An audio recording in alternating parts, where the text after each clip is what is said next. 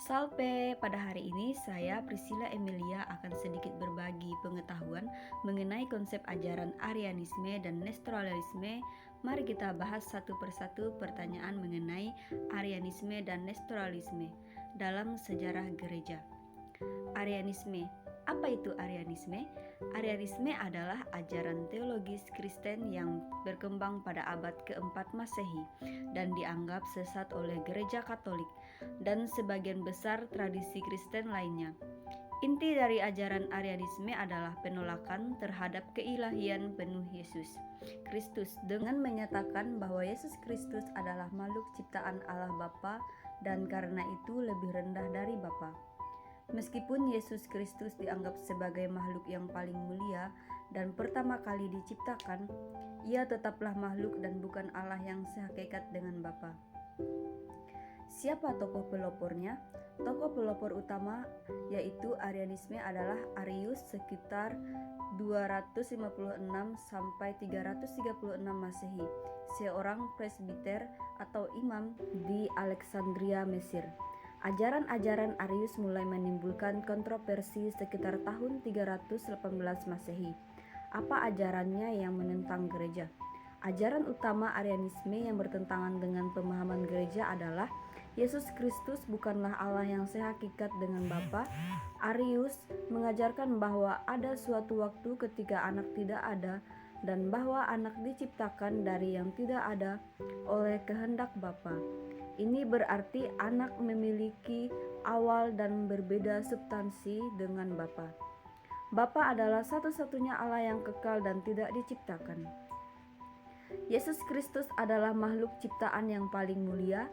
Meskipun Arius menghormati Yesus Kristus sebagai makhluk yang paling sempurna dan perantara antara Allah dan dunia, ia tetap menekankan status Kristus sebagai makhluk ciptaan, bukan Allah sejati. Keilahian anak adalah partisipatif, bukan esensial. Menurut Arianisme, keilahian yang dimiliki anak adalah karena partisipasi dalam kemuliaan Bapa, bukan karena memiliki esensi atau substansi yang sama dengan Bapa. Konsep kelahiran atau generasi anak, Arius berpendapat bahwa jika anak diperanakkan oleh Bapa, maka ada suatu waktu ketika anak belum ada. Proses diperanakkan ini mengimplikasikan adanya awal bagi keberadaan anak, yang berarti itu bukanlah kekal seperti Bapa. Filosofi Yunani. Beberapa sarjana berpendapat bahwa pemikiran Arius dipengaruhi oleh konsep-konsep filsafat Yunani tentang transendensi ilahi dan hierarki keberadaan. Gereja menolak ajaran Arianisme karena dianggap merendahkan martabat Yesus Kristus dan mengancam doktrin keselamatan. Jika Yesus Kristus bukanlah Allah sejati, maka bagaimana ia dapat menjadi penebus dan penyelamat manusia?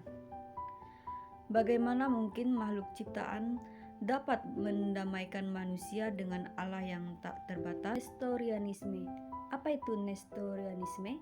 Nestorianisme adalah ajaran teologis Kristen yang dinamai berdasarkan Nestorius sekitar 386 sampai 451 Masehi. Uskup Konstantinopel. Ajaran ini menekankan pemisahan yang ketat antara kodrat ilahi dan kodrat manusia dalam diri Yesus Kristus. Nestorarisme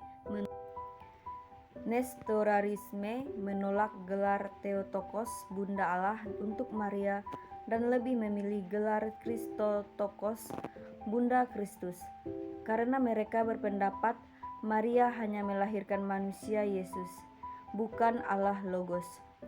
Siapakah tokoh pelopornya?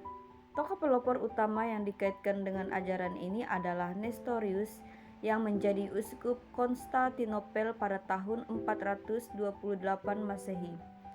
Meskipun para pengikut Nestorius kemudian mengklaim bahwa Nestorius sendiri tidak sepenuhnya mengajarkan apa yang kemudian disebut Nestorianisme, kontroversi yang timbul di seputar ajarannya dan penolakannya terhadap gelar Theotokos menjadikannya tokoh sentral dalam gerakan ini. Apa ajaran yang menentang gereja? Ajaran utama Nestorianisme yang bertentangan dengan pemahaman gereja adalah pemisahan yang berlebihan antara kodrat ilahi dan kodrat manusia dalam Kristus. Nestorius dan para pengikutnya menekankan bahwa kodrat ilahi dan kodrat manusia dalam Kristus adalah dua substansi yang berbeda dan terpisah. Meskipun bersatu secara moral atau kehendak, dapat mengaburkan perbedaan antara Allah dan manusia. Theotokos untuk Maria. Karena penekanan pada pemisahan kodrat, Nestorius berpendapat bahwa Maria hanya melahirkan manusia Yesus, bukan Allah Logos. Oleh karena itu, gelar yang tepat untuk Maria adalah Christotokos, Bunda Kristus, atau Anthropotokos, Bunda manusia. Kristus sebagai manusia yang membawa Allah. Beberapa kritikus Nestorianisme menafsirkan ajaran mereka seolah-olah Kristus hanyalah seorang manusia biasa yang di dalamnya berdiam Allah Logos, seperti bejana atau instrumen. Gereja khawatir bahwa pandangan ini mengurangi kesatuan pribadi Yesus Kristus. Konsep ajaran Nestorianisme secara rinci. Nestorius berusaha untuk menjelaskan misteri inkarnasi Allah menjadi manusia dengan menekankan distingsi antara keilahian dan kemanusiaan Kristus. Ia khawatir bahwa penekanan yang berlebihan pada kesatuan dapat menyebabkan kebingungan antara sifat ilahi dan manusiawi Kristus, atau bahkan menyerap salah satunya ke dalam yang lain. Argumen utama Nestorius dan para pendukungnya meliputi penafsiran ayat-ayat kitab suci yang menunjukkan kemanusiaan Yesus. Mereka menekankan ayat-ayat yang menggambarkan Yesus lahir, tumbuh, lapar, haus, menderita, dan mati sebagai bukti bahwa ia adalah manusia sejati dengan kodrat manusia yang utuh. Perlindungan terhadap keilahian Kristus. Mereka berpendapat bahwa menyatukan perlindungan terhadap keilahian Kristus, mereka berpendapat bahwa menyatukan kodrat ilahi dan manusiawi secara terlalu erat dapat merendahkan keilahian Kristus atau mencampurnya dengan keterbatasan manusiawi. Pemahaman tentang persatuan dalam Kristus, Nestorius dan para pengikutnya memahami persatuan antara kodrat ilahi dan manusiawi dalam Kristus sebagai persatuan kehendak atau moral, di mana kedua kodrat bekerja sama tetapi tetap terpisah dalam substansi. Gereja menolak Nestorianisme karena dianggap memecah belah pribadi Yesus Kristus dan mengurangi kesatuannya sebagai Allah manusia. Jika kodrat ilahi dan manusiawi Kristus benar-benar terpisah, maka bagaimana mungkin tindakan Kristus sebagai manusia dapat memiliki nilai penebusan ilahi? Bagaimana mungkin Kristus dapat menjadi perantara yang sempurna antara Allah dan manusia jika ia bukan Allah sejati dan manusia sejati dalam satu pribadi? Tokoh-tokoh zaman patristik atau para apologetik yang dengan giat membela iman Kristiani dari ajaran Arianisme dan Nestorianisme pada masa awal gereja zaman patristik. Banyak tokoh teolog dan uskup yang gigih membela iman Kristiani dari ajaran-ajaran sesat seperti Arianisme dan Nestorianisme. Beberapa tokoh penting dan ringkasan pembelaan mereka melawan Arianisme. Athanasius dari Alexandria sekitar 296 sampai 373 Masehi. Athanasius adalah salah satu penentang Arianisme yang paling gigih dan berpengaruh.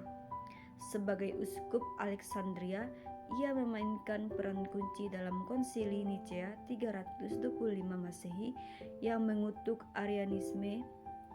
Konsep pembelaan.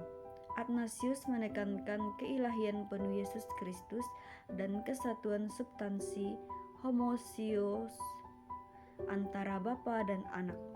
Ia berargumen bahwa jika Kristus hanyalah makhluk ciptaan, ia tidak akan mampu menyelamatkan manusia dari dosa dan kematian.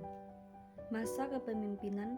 Pada masa kepemimpinan Kaisar Konstantinus I dan masa kepausan Santo Silvester I, meskipun Paus tidak hadir secara pribadi tetapi diwakili oleh para legatusnya. Inti pokok ajaran Konsili Nicea secara definitif mengutuk Arianisme. Konsili menyatakan bahwa Yesus Kristus adalah Allah sejati dari Allah sejati, diperanakkan bukan diciptakan, sehakikat dengan Bapa. Credo Nicea yang dihasilkan oleh konsili ini menjadi rumusan iman dasar yang menegaskan keilahian Kristus dan kesatuannya dengan Bapa. Konsili juga membahas isu-isu lain seperti penetapan tanggal Paskah, mengcounter Nestorianisme. Konsili Efesus 431 Masehi. Pelaksanaan konsili ini diadakan di Efesus secara Seljuk, Turki, atas perintah Kaisar Theodosius II. Masa kepemimpinan. Pada masa kepemimpinan Kaisar Theodosius II dan masa kepausan Santo Celestinus I, mengcounter Nestorianisme. Konsili Efesus 431 Masehi. Pelaksanaan konsili ini diadakan di Efesus, sekarang Seljuk, Turki, atas perintah Kaisar Theodosius II.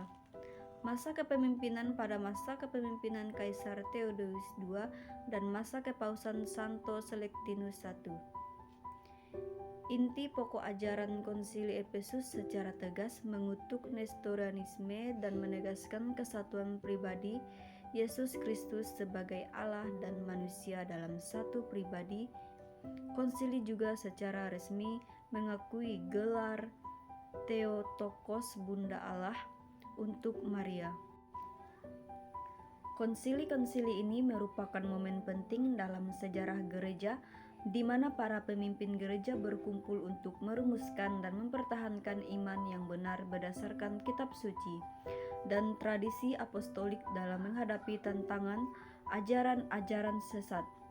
Keputusan-keputusan konsili ini memiliki otoritas yang besar bagi gereja Katolik dan sebagian besar tradisi Kristen lainnya.